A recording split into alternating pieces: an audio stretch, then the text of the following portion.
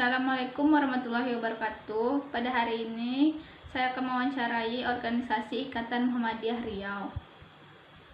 Perkenalkan, nama saya Nur Fadilah dari Prodi Ekonomi Pembangunan, Fakultas Ekonomi dan Bisnis. Assalamualaikum Bang, silahkan perkenalkan diri dulu. Oke, kenalkan, nama saya Muhammad Firdaus, di Ikatan Mahasiswa Muhammadiyah. Saya selaku Ketua Bidang Tablik Kajian dan Keislaman Dewan Pimpinan Daerah Ikatan Mahasiswa Muhammadiyah Provinsi Riau. Mungkin itu. Izin bertanya, identitas organisasi dakwah di Muhammadiyah itu visi dan misinya apa, Bang?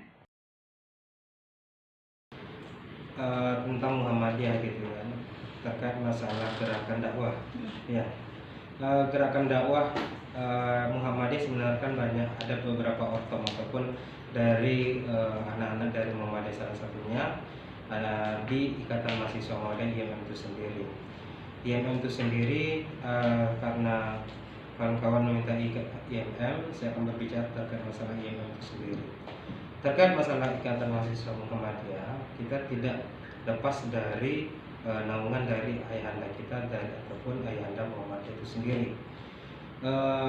Gerakan IMM kita sebenarnya merupakan gerakan dari tingkat mahasiswa, dan di situ mahasiswa tidak hanya di perguruan tinggi Muhammadiyah, melainkan dimanapun dari mahasiswa itu berada, IMM pasti ada. Contoh kalau di Pekanbaru kita ada di IMM UIN, itu IMM Suska, tadi ada namanya Imawati Mukhlisa, beliau sebagai ketua umum. Dan di situ ada lagi di UIR. Di UIR itu ketua umumnya itu ada Imawan Zaki, dan ada 8 komisariat yang ada di perguruan tinggi Muhammadiyah ataupun UMRI itu sendiri. Apakah hanya di Pekanbaru? Tidak.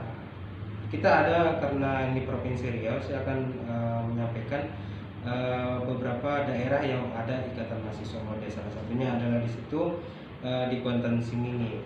Kuansing sudah ada IMM. Di situ ada 2 komisariat, Patar Pais sama satu lagi di Fakultas Pertanian. Itu ada cabang Kuansing. Dan di situ ada lagi IMM di Kota Dumai. Kota Dumai ada 2 komisariat juga di situ. Dan ada satu lagi di Kabupaten Rokan Hulu, ada di Kabupaten Indragiri Hilir gitu. Dan ada yang akan ada itu di Indragiri Hulu. Nah, gerakan IMM itu sendiri kita tidak lepas dari Muhammadiyah. Bagaimana pendiri dari Muhammadiyah itu sendiri, Kiai Haji Ahmad Dahlan, kita tidak lepas dari beliau. Itu panutan kita ataupun role model kita itu adalah beliau. Gerakan-gerakan Kiai Haji Ahmad Dahlan itu sangat berkesan di Ikatan Mahasiswa Muhammadiyah. Salah satunya adalah kompetensi yang ada di Ikatan Mahasiswa Muhammadiyah. Pertama, religiusitas, ada intelektualitas, dan humanitas. Nah, 3 ini pasti mendasar dari sang pendiri Muhammadiyah ataupun dari Kiai Haji Ahmad Dahlan itu sendiri. Nah, apa itu 3 kompetensi dari Ikatan Mahasiswa Muhammadiyah? Religiusitas itu kita mahasiswa pasti akan selalu paham terkait masalah keibadahan, tentang keagamaan gitu. Kita dari mahasiswa Muhammadiyah, kita harus beribadah dengan bagus gitu. Nah, intelektualitas apa ya? Itu keilmuan. Mahasiswa sudah otomatis mempunyai ilmu yang bagus ataupun luar biasa di kampus masing-masing. Berbagai jurusan yang ada di perguruan tinggi.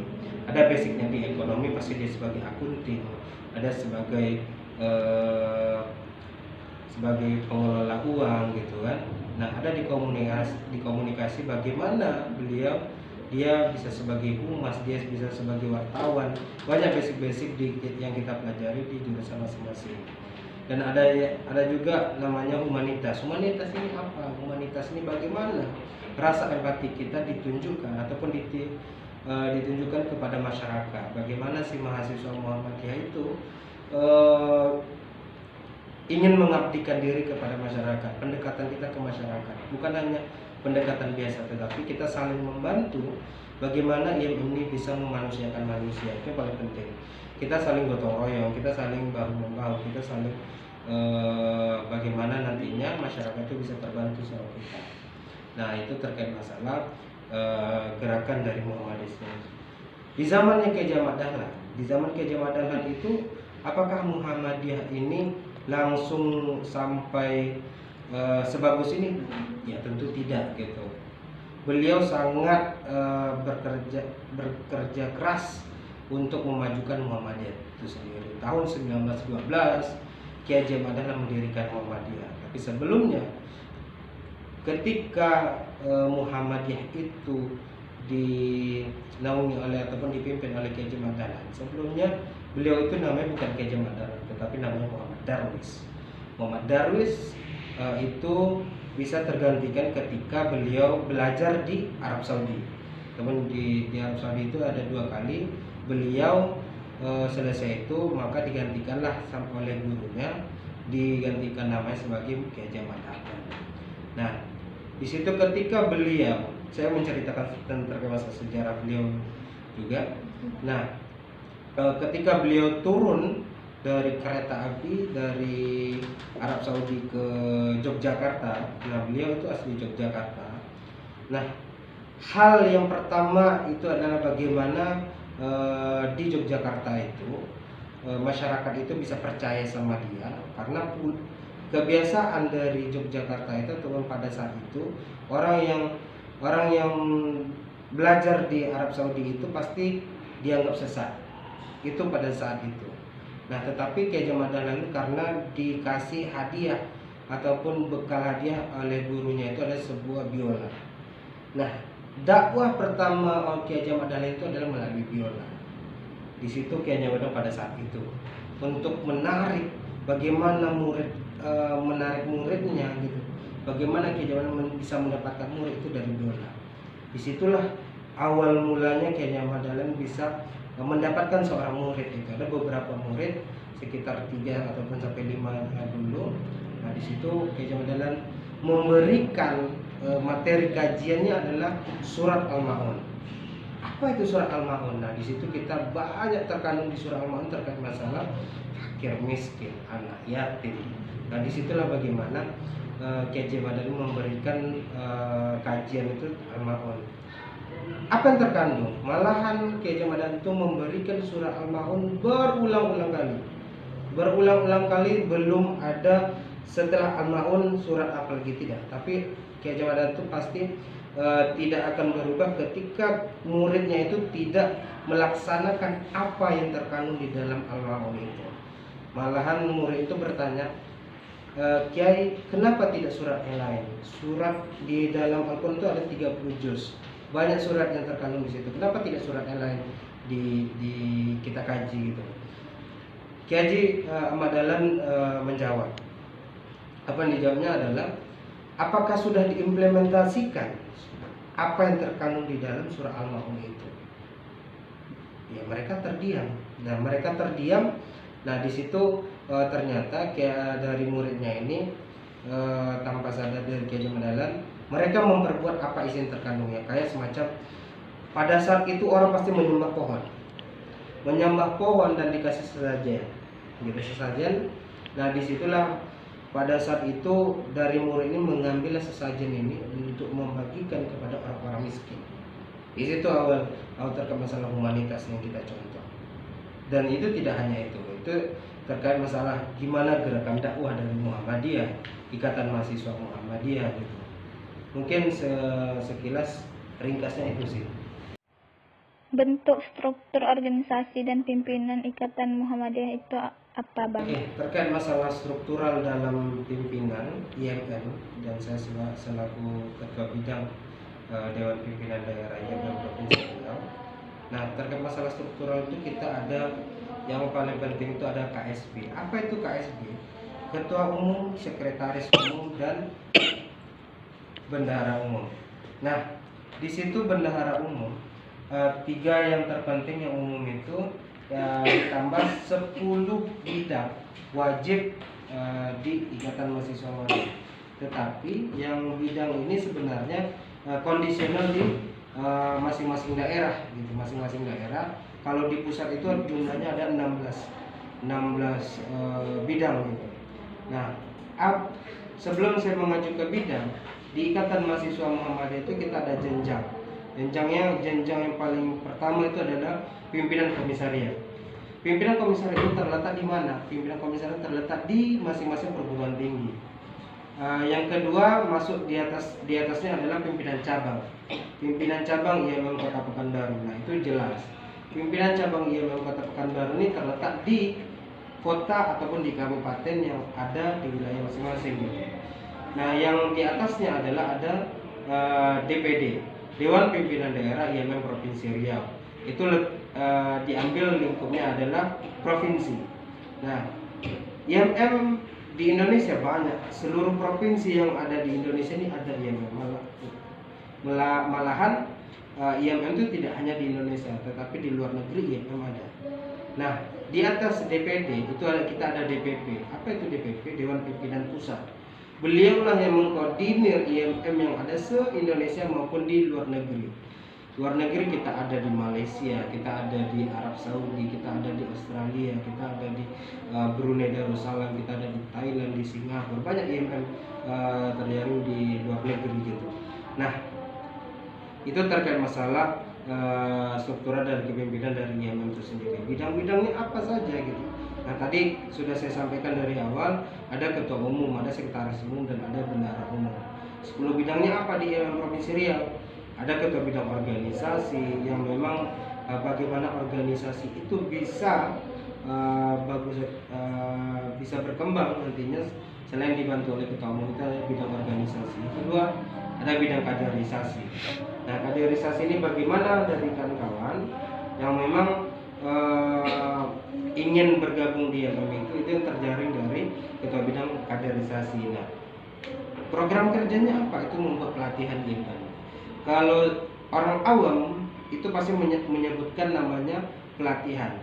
Tetapi kalau di Muhammadiyah ataupun di IMM itu sebutannya adalah Darul Arqam Dasar. Bisa disingkat DAD. Nah, di situ tapi di DAD itu ada lagi sejarahnya. Kalau saya sampaikan mungkin panjang, tidak sampai 1 jam beberapa jam, enggak putus itu kan. Nah, makanya saya singkatkan saja. Nah, itu di bidang kaderisasi, ada di bidang imawati, ada di bidang hikmah, ada di bidang seni budaya dan olahraga, ada bidang riset pengembangan keilmuan, ada bidang tablik kajian keislaman, ada bidang kesehatan, lingkungan hidup, maritim. Disitulah terkait masalah struktural yang ada di IMM itu sendiri. Model gerakan dakwah yang dilakukan IMM itu seperti apa? Model dakwah yang dilakukan mungkin tadi di awal yang panjang tadi mungkin sudah saya sampaikan juga gitu, model dakwahnya gitu kan, dan kegiatan-kegiatannya. Kalau kegiatan di IMM Provinsi Riau banyak gitu. Kalau saya sebutkan dari awal periode, karena kita masing-masing kepimpinan itu beda-beda periode gitu. Kalau kami di DPD Provinsi Riau tahun 2019-2021 banyak kegiatan-kegiatan yang memang sudah kami buat gitu. Salah satunya adalah di bidang saya. Saya akan menyampaikan di bidang saya sendiri, itu kajian TKK, tablik kajian yang keislaman gitu. Program unggulan dari bidang saya itu ada 2. Yang pertama itu kajian mahasiswa atau disingkat dengan KAJAM. Nah, KAJAM ini lingkupnya adalah bagaimana mahasiswa itu kita bisa sama-sama mengkaji permasalahan ataupun persoalan di lokal maupun di nasional ataupun mendunia. Nah, kegiatan kami di tablik ataupun di bidang TKK ini banyak gitu. Ada KAJAM lokal, kita membahas terkait masalah kesehatan, terkait masalah hari Sumpah Pemuda. Nasional bisa berupa terkait masalah kepemiluan. Luar negeri itu atau internasional, kemarin alhamdulillah sudah membuat kegiatan webinar. Itu ada 4 narasumber. Yang pertama itu Ketua Pimpinan Cabang Istimewa Muhammadiyah di Arab Saudi, dan yang kedua ada PCI IMM Australia, ada Ketua PCI IMM di Malaysia, dan Ketua PCI Muhammadiyah Maroko. Nah, di situ kita berbicara lingkup Muhammadiyah ataupun IMM di lokal, nasional maupun internasional. Kalau internasional itu bagaimana Muhammadiyah bisa eksis di luar negeri, bisa eksis di Malaysia, bisa eksis di Australia, bisa eksis di Arab Saudi sana gitu. Ataupun dari Amerika pun di situ ada Muhammadiyah juga. Jepang pun kita sudah ada Muhammadiyah juga gitu. Nah, model dakwahnya yang tadi ada 3 hal yang perlu IMM tekuni. Yang pertama itu adalah keagamaan, kedua ada keilmuan, yang ketiga adalah kemasyarakatan gitu. Ada tiga trilogi yang perlu IMM buat gitu. Segala apapun program kerja ataupun kegiatan pasti dilihat dari 3 kompetensi tadi. Contoh ranking 1, saya menggambarkan ranking 1. Kita saat ini hari Sabtu tanggal 19 Desember. Saat ini kita ada kegiatan itu ranking 1 di Aula Gedung Dakwah Muhammadiyah Riau di Jalan Kejo Madana. Itu di lantai 3 yang dibuat oleh pimpinan cabang IMM Kota Pekanbaru. Ranking 1 ini di mana terkandung dalam 3 yang saya sampaikan tadi, 3 kompetensi. Itulah terletak di keilmuan, intelektualitas, karena ranking 1 itu pasti mengasah otak kita bagaimana bisa menjawab dari pertanyaan penjebakan yang dibuat oleh panelis gitu. Nah, disitulah salah satu contoh saya berikan 2 contoh ya. Pertama itu ada kajian mahasiswa, yang kedua ranking 1. Dan yang ketiga bidang saya alhamdulillah sedang berlangsung, namanya Katafkur. Katafkur itu apa? Katafkur itu adalah kajian tafsir Al-Quran. Alhamdulillah saat ini sudah masuk pertemuan kedua, itu tanggal 23 Desember 2020 ini. Semua itu webinar, narsumnya Dr. Ayahanda Dr. Afrizal Nur MIS.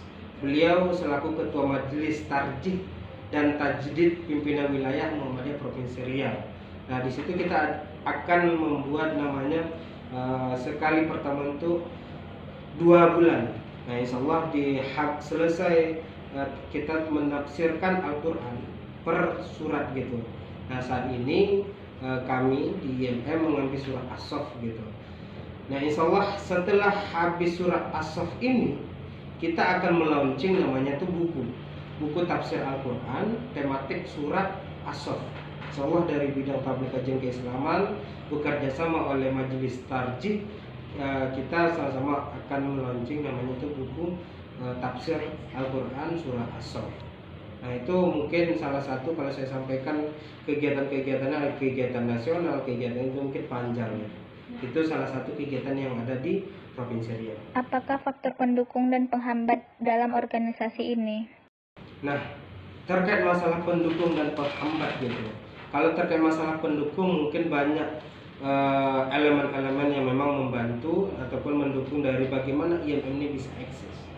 Salah satunya yang mendukung kami itu tidak lepas dari uluran tangan ataupun dari pesan-pesan yang disampaikan oleh ayahanda Muhammadiyah maupun di wilayah, di daerah ataupun di kota gitu. Pasti kita menerima apapun pesan yang diberikan oleh ayahanda kita gitu, karena mahasiswa kita mahasiswa di bawahnya itu kita ada pelajar gitu. Nah, di atas mahasiswa kita memberikan pesan yang disampaikan oleh pemuda, bisa kita sebut dari Abangda ataupun Kakanda Pemuda Muhammadiyah Provinsi Riau, kota maupun dari ranting itu sendiri. Kita masukan-masukan dari mereka pasti akan kita lakukan gitu atau laksanakan. Makanya IMM pada sampai hari ini kita masih bisa eksis karena banyaknya dukungan-dukungan yang ada dari internal Muhammadiyah maupun eksternal dari ada pemerintahan kota, pemerintahan provinsi ataupun dari senior-senior kita yang berada di stakeholder, di dinas-dinas, di anggota DPD Republik Indonesia, ada di DPRD RI ataupun di DPRD kota maupun di provinsi gitu. Nah, mungkin itu sebagai pendukung dari IMM itu bisa eksis sampai saat ini gitu. Nah, terkait masalah hambatan IMM pada saat ini, mungkin karena bagaimana membuat rasa empati di diri masing-masing mahasiswa itu sendiri itu tidak semudah kita membalikkan telapak tangan gitu. Nah, karena membuat rasa empati kita itu tinggi itu terletak diri kita sendiri. Dan yang kedua adalah ikhlas. Karena kita berorganisasi ini, kita nih harus ikhlas dalam berorganisasi. Jujur, di Ikatan Mahasiswa Muhammadiyah ini kita tidak, di organisasi ini kita tidak digaji, tapi kita lillahi ta'ala. Tetapi nah di situ harus mempunyai rasa ikhlas dari diri sendiri untuk bagaimana nantinya IMM ini ataupun organisasi ini bisa berkembang lebih baik lagi. Karena di dalam hadis sudah disampaikan barang siapa yang ingin lebih baik dari hari kemarin itu salah satu orang-orang yang beruntung. Tetapi ketika hari ini lebih buruk daripada hari kemarin, itu adalah contoh orang-orang yang merugi. Pertanyaannya, kita selaku manusia mau menjadi orang-orang yang beruntung atau menjadi orang-orang yang merugi, itu tergantung dari diri kita sendiri. Nah, terkait dalam hal itu, nah itu sebagai contoh hambatan dan pendukung di Ikatan Mahasiswa Muhammadiyah. Dari sejarah saya sudah sampaikan, dari itu sudah sampaikan. Nah, bagi kawan-kawan yang memang ingin bergabung di Ikatan Mahasiswa Muhammadiyah, silakan. Kita tidak terlepas dari keinginan kawan-kawan yang ingin tergabung. Mau dari kawan-kawan sudah aktif di organisasi manapun, maupun di BEM maupun di HIMA, silakan. Kita tidak ada penutupan atau pengecualian, kecuali kalau ingin bergabung secara struktural itu harus mengikuti namanya Darul Arqam dasar tadi. Itu yang paling penting gitu. Yang paling didahulukan. Yang kedua adalah aktif di komisariat masing-masing. Apakah non muslim boleh? Nah, itu pertanyaan lagi tuh. Untuk masuk secara kepengurusan memang secara non muslim tidak boleh. Harus bisa syahadat dulu. Tetapi ini ada tetapinya gitu. Toleransi kita ada gitu. Tetapi untuk terlibat di dalam kegiatan IMM atau Muhammadiyah boleh. Saya ngambil contoh pada saat saya sebagai jabatan Ketua Umum Komisariat di Fakultas Komunikasi, itu saya ada nama kegiatan itu KAMA, Kajian Anak Muda. Nah di situ kita kegiatan itu di masjid. Ada teman-teman kita yang non muslim, beliau itu terlibat terus di dalam segala kegiatan-kegiatan. Mau kegiatan galang dana, itu ada meletusnya Gunung Sinabung, beliau itu hadir. Beliau datang untuk membantu galang dana di jalan. Ketika ada KAMA, Kajian Anak Muda, beliau memberikan dananya untuk membantu dari kegiatan itu sendiri. Nah, kita tidak menutup ruang lingkup dari mahasiswa yang muslim ataupun non muslim untuk di IMM. Untuk berkontribusi ataupun berkontribusi di IMM boleh, kita tidak menutup ruang. Tetapi untuk bisa masuk di dalam struktural ataupun dari IMM itu sendiri, ketua umum sekretaris umum, itu syarat wajibnya adalah muslim. Nah, mungkin ada kan yang apa di sini gitu kan, di situ syarat wajibnya gitu. Tapi untuk di mana IMM itu sendiri, nah di situ masing-masing fakultas di umum itu sudah ada IMM. Ya, kalau saya di PDM Provinsi Riau, sekretariatnya ada di Kiai Ahmad Dahlan, lantai 2, nomor 204 gitu. Mereka sudah berada di sini. Nah, mungkin itu yang bisa saya sampaikan, moderator. Terima kasih Bang atas antisipasinya dalam wawancara kali ini tentang organisasi Ikatan Muhammadiyah.